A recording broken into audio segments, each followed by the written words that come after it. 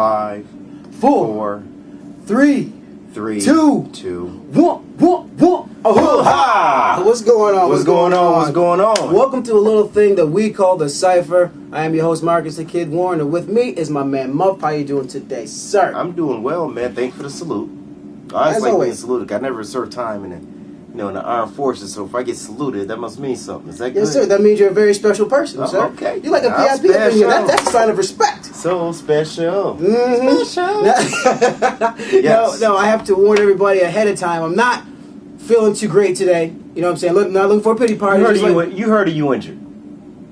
I'm injured. I'm injured. I'm hurt. I'm hurt. You hurt. Okay, because if you hurt, you can play. I'm playing. I'm in it, coach. I'm in this. I'm ready to do it. All right, exactly. You can walk, talk, you can play. I can talk. I can do this. All right. I'm in it. I'm in it. Anyway. Hey, check it out. Not to jump in. Check it out. I know a lot of you guys were expecting our Cipher Awards show for today.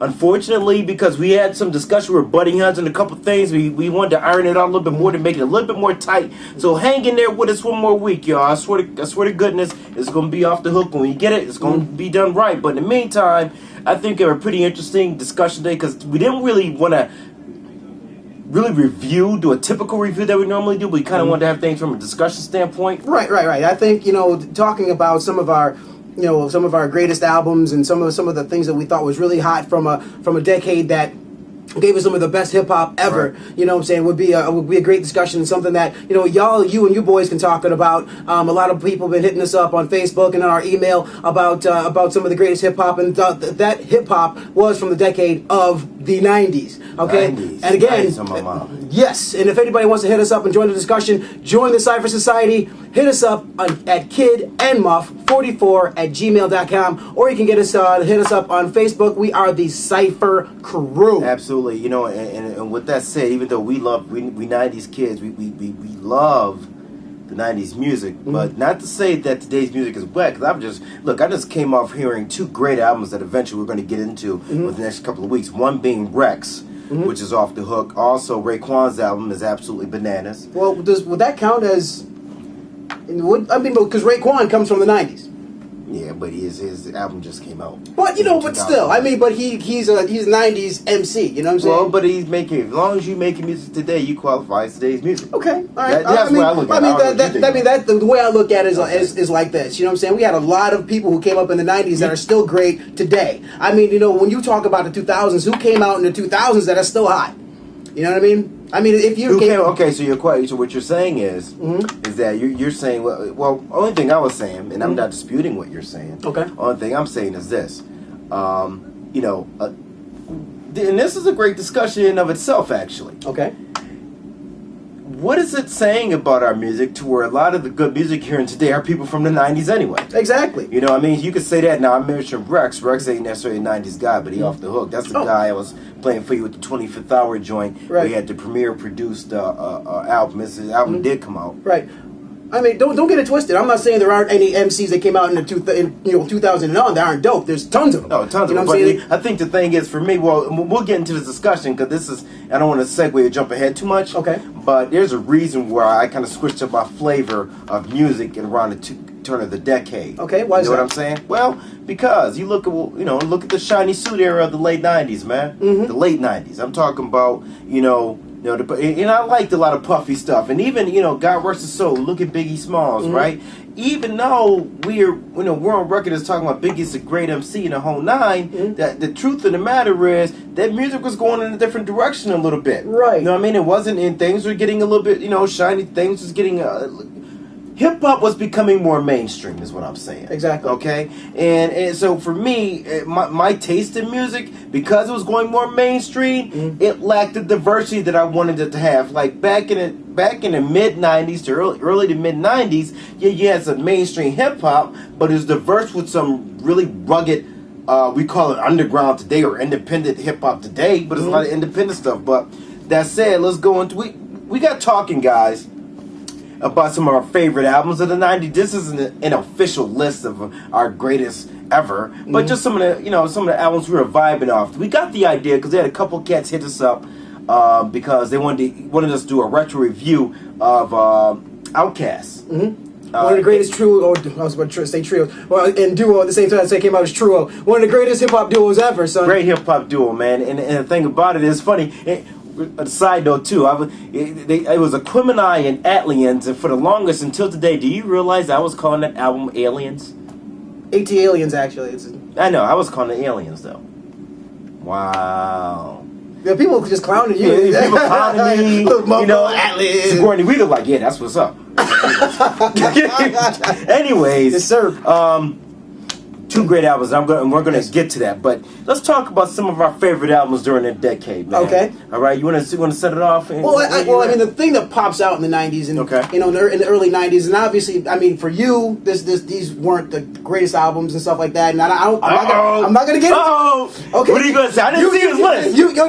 Man, I ain't gotta fight up on camera. Anybody else who knows this segment knows that I am crazy about some DOS. They know I love DOS, and I'm not going to debate about classic albums. Okay. I'm not going to say classic albums, but these guys came out in the early '90s and they changed the game lyrically for a lot of different reasons. I mean, they were intelligent. They came out with they were rugged, and they had a really strange at the time, a very strange, straightforward flow. You know what the thing, but for me, let me tell you what it is. This is what one of my issues are with DOS Effects. DOS Effects reminded me a lot of Fushnikins back in the day because of their delivery, the rapper. To me, this is how I categorize these guys. It was like Fushnikins, DOS Effects, Twista, all these fast rhymers. They were in that category for me. But that said, if you take away the diggity with DOS Effects, they were some real nice rugged MCs. I did like them as MCs. Our debate, where it was kind of a wedge issue we had with them, is whether or not they had a classic album. Now that's a different issue. Well, but I do respect where you at with them as far as. In 30 seconds, I will, because I don't want to go off on this whole. I mean, I don't want to. This isn't a debate type of thing, but the thing that separated DOS Effects from the whole, the whole fast rhyming thing, because a lot of those rappers, there were a lot of fast rhymers at the time, and they weren't really saying nothing. I mean, Chip Fu, I love the Fushnikins, but Chip Fu really wasn't saying too much. He was just spitting really fast. Okay, but DOS Effects, their punchlines were off the chain. I mean, and that's what made them so special. I mean, they were very, very smart, very, very intelligent, and their lyrics were just crazy. That's what made them so different. Right. Moving on. What was one of your favorites from the '90s? Okay, well let me start it off, man. First of all, okay, I'm on record. You guys know how much I love Tribe Called Quest, but I'm not even gonna start that off with that. I remember playing ball, in the early '90s. You know, one of my favorite albums was in the early '90s, man, was Diamond D's Stunts, Blunts, and Hip Hop. Love that album, man. That's a great album. I mean, dude, listen. I mean, first of all, Diamond D for the early '90s and mid '90s, one of the more slept-on producers. And I think that one of the things that separated albums in the '90s from today's albums is that those albums in the '90s were more producer-driven. Where you look at The Chronic, that's a producer-driven album. Okay. Even which is another one of my favorite albums of the '90s. Also, Mecca and the Soul Brother by Pete Rock and CL Smooth. That's a producer-driven album. As great as the MCs are. Tribe Called Quest wasn't necessarily producer-driven like those other ones, because it was produced by Alicia E. Muhammad, Q-Tip himself. Even Large Professor. A lot of people got in there a little bit, but the beats kind of flowed the same.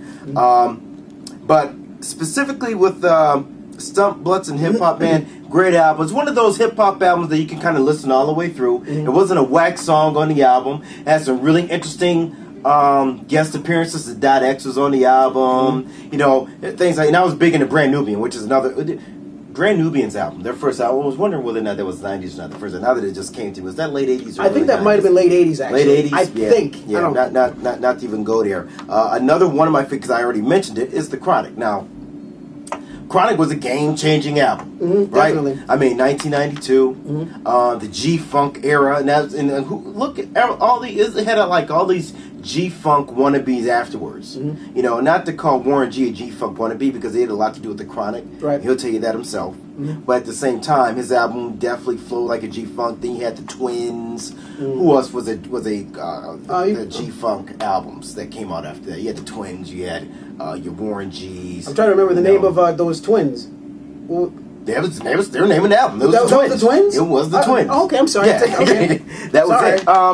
But at any rate, I think to produce The Chronic by Dr. Dre was one of the first hip hop albums that actually had melody all the way through. Okay. It wasn't a traditional hip hop album, just straight boom bap. It was straight melody all the way through. So I thought it was a very well produced album. That ushered in, I think, the whole era of producer driven albums. Well, another one of my albums that I love now. I mean, and one of the things about the '90s that made everything so great. I mean, it's like you had rugged hip hop in the mainstream. I mean, you had Onyx. I mean, Onyx changed the game in the '90s. Yes. I mean, Onyx made me ball heads. Yes, attackable ball heads. And I mean, you know, and Back the F Up was I mean, yes, Throw Your Guns in the Air was a classic. Was a classic record, and you know, and Back the F Up, I think, is arguably a classic album. But yeah, that might I might have to go with you. Was the first Onyx album classic? Perhaps it's debatable, but yeah, you know, it was definitely a very good album. Yeah, but and another a duo that I thought was like madly slept on, especially in the mainstream, from Duck Down was Helter Skelter. Helter Skelter, okay. Helter Skelter. I love Helter Skelter. See, for me, okay, I'll include them with the entire boot camp clique. That's your Black Moon, your Smith and Wesson, your Helter Skelter, the Representatives, all of them cats. You know what I'm saying? Drew Ha, who was with Buckshot, who helped create that whole movement. I was definitely down with that whole movement, which leads me, I might as well just go ahead and since you mentioned Helter Skelter, was Black Moon's Enter the Stage. I love that album. That was a great album. I mean, dude, listen, and then, I'm going to tell you what really made that album for me. Dude. And then what made the album for you? This is what made the album for me. It wasn't, the album itself was dope, but the one song that wasn't on the album was the remix to Buck 'Em Down. I thought that was nasty, man, because the way Buckshot would flow on that album, dude, it was all crazy, man. To the week, what we do, Buck 'Em Down, Word Life, each and every individual inside. Wow, it was actually crazy. It didn't go that high, though. I know. All right. Yeah, so it definitely a great album for that time. Now I was on the fence about this album as far as the '90s. Okay. Now, you know that for me, I'm a huge Public Enemy fan. Yes, sir. Right? We know that the classic album, which is not even a debatable classic, It Takes a Nation of Millions to Hold Us Back, which came out in 1988. But in 1990 itself, you had the Fear of a Black Planet. Like the album a lot. I don't know if I want to call that album a classic though, because I think I remember being marginally let down by the fact.